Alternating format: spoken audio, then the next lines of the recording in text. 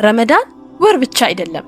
መራብ፣ መጠማት፣ ቀደም ብሎ መንቃትና ዘግይቶ መተኛት ብቻ አይደለም። ረመዳን እውነት ነው፣ ግን ብዙዎቻችን ያንን እውነት አንኖረውም። በሆዳችን እንጾማለን፣ ግን በልባችን አይደለም። ምግብ እንተዋለን፣ ግን ወንጀልን አንተውም።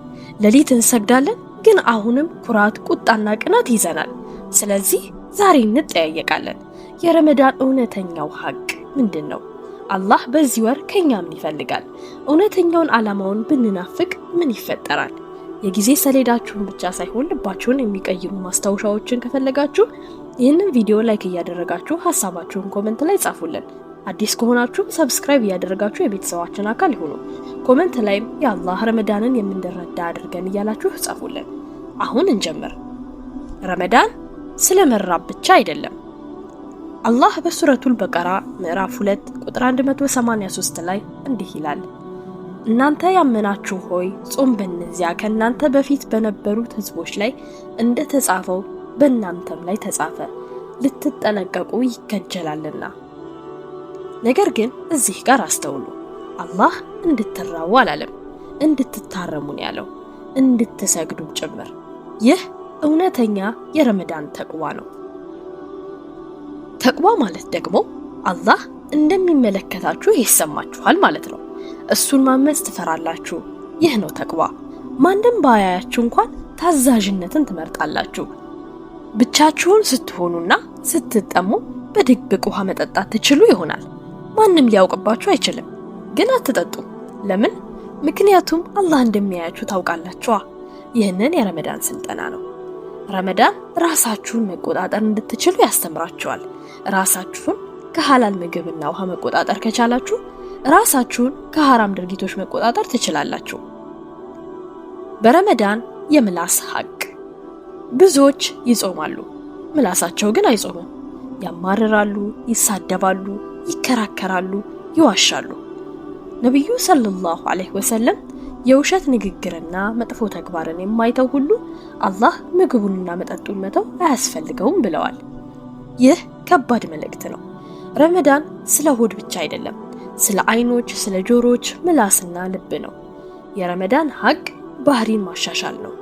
ቁጣችሁን ከረመዳን በኋላ ተመሳሳይ ከሆነ አንድ ነገር ይጎድላል ማለት ነው። ንግግራችሁ ከረመዳን በኋላ ተመሳሳይ ከሆነ የሆነ የጎደለ ነገር አለ ማለት ነው። ረመዳን ልባችሁን ማጥራት መቻል አለበት። የልብ ሀቅ።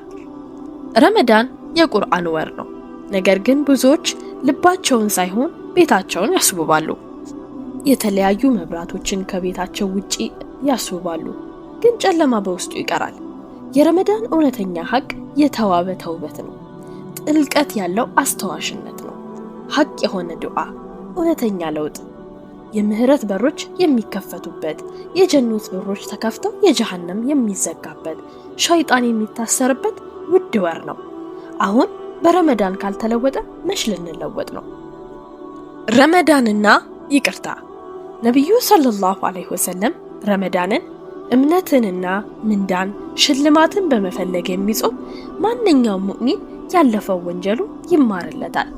እስኪ ያስቡት፣ የአመታት ወንጀሎች፣ የአመታት ድክመቶች፣ የአመታት ጸጸት ሲሰረዝ፣ ነገር ግን ይቅርታ ቅንነትን ይጠይቃል።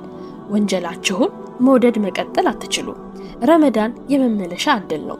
መመለሻው ከኩራት፣ ከትዕቢት፣ ከመጥፎ ልማዶች፣ ከድብቅ ወንጀሎች ነው። አላህ ሊቀጣችሁ ሳይሆን ሊመራችሁ እየጠበቀ ነው። የጊዜ ሀቅ። ረመዳን አጭር ነው፣ በጣም አጭር ነው። የመጀመሪያዎቹ ቀናት ረጅም እንደሆኑ ይሰማችሁ ይሆናል። የመጨረሻዎቹ ቀናት ደግሞ ፈጣን እንደሆኑ ይሰማችኋል። ከዚያ ደግሞ ሳታስቡት ኢድ ነው። የረመዳን እውነተኛው እውነታ እንግዳ መሆኑ ነው። እንግዶችም ለረጅም ጊዜ አይቆዩም። ይህንን እንግዳ እንዴት ትይዙታላችሁ? በስልካችሁ ላይ ሌሊታችሁን እያባከናችሁ፣ በፈጅር ወቅት እየተኛችሁ፣ ተውበትን እያዘገያችሁ። አንዳንዱ እኮ ምናልባት የመጨረሻ ረመዳኑ ሊሆን ይችላል። ባለፈው አመት አብረውን የጾሙ ሰዎች ዛሬ መቃብራቸው ውስጥ ናቸው። ረመዳን ዋስትና የለውም። የድሆች ሀቅ። ረመዳን ርህራሄን ያስተምራል። ረሃብ ሲሰማችሁ በየቀኑ የሚራቡ ሰዎችን ታስታውሳላችሁ። ዘካና ሰደቃ አማራጭ ስሜቶች አይደሉም፣ ግዴታዎች ናቸው። የረመዳን ሐቅ ልግስና ሰደቃ ነው። ምግብን፣ ገንዘብን፣ ቸርነትን፣ ይቅርታን ስጡ። ረመዳን ልብን ያለሰልሳል። ልባችሁ አሁንም እንደ አለት የጠነከረ ከሆነ ለምን እንደሆነ ራሳችሁን ጠይቁ። ረመዳን ትምህርት ቤት ነው። ረመዳን ለ11 ወራት ያሰለጥናችኋል። በረመዳን ውስጥ ዱዓን፣ ሰላትን ብትተዉ አልተመረቃችሁም። ረመዳን ጊዜያዊ ትርኢት አይደለም፣ መንፈሳዊ ትምህርት ቤት ነው። እናም ምርቃት ማለት ደግሞ ካለቀ በኋላ ወጥነት ነው። እስኪ ራሳችሁን ጠይቁ። ይህ የመጨረሻው ረመዳን ከሆነ ትከራከራላችሁ? ጊዜያችሁን ታባክናላችሁ? ተውበትን ታዘገዩ ይሆን? ወይስ በሱጁድ ውስጥ ታለቅሳላችሁ? ይቅርታን ትለምናላችሁ? የተሰበሩ ግንኙነቶችን ትጠነግናላችሁ? ረመዳን ስጦታ ነው። ነገር ግን እያንዳንዱ ስጦታ ዓላማ አለው።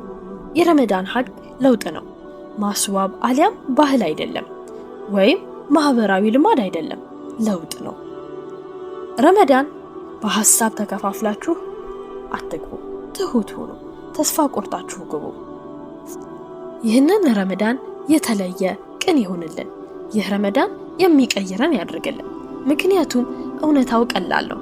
ረመዳን አያስፈልጋችሁምን ታዲያ? ረመዳን ያስፈልጋችኋል።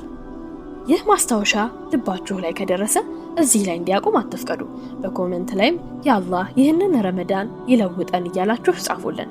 አላህ ረመዳን እንድንደርስ እውነቱን እንድንረዳ ይቅር እንድንል ያድርገን። እስከሚቀጥለው ማስታወሻ ድረስ ልባችሁን አዘጋጁ። ወሰላም አለይኩም ወራህመቱላሂ ወበረካቱ።